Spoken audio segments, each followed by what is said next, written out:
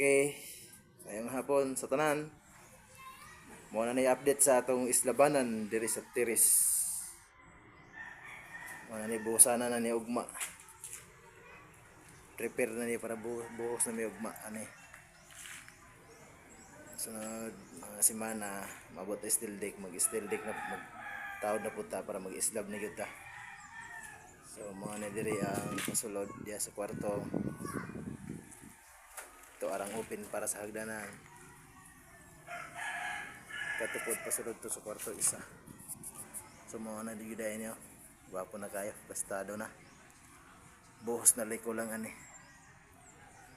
Buhos na gyud ta ugma ni. Kaya ra naman itulo. Tulo ra may magbuhos. Mga buyag pa man pud hinaon. So, mo di kadako guys. Ang busana na mo.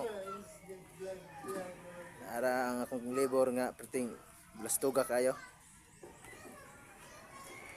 Pero buotan mo trabaho.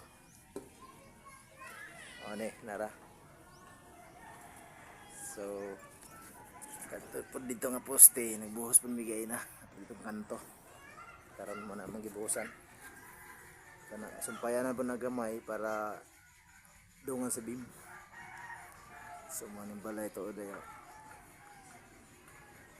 Pinisinganan pa pag mahuman ng kuanan ni islab. Sunod na rin na pinising. Sumulibot pa ang tastiris. So ni. Ano yung highway? Oh. Kasada di ay. Ya, narang kuan dai. So nara diri ang padot ng dito.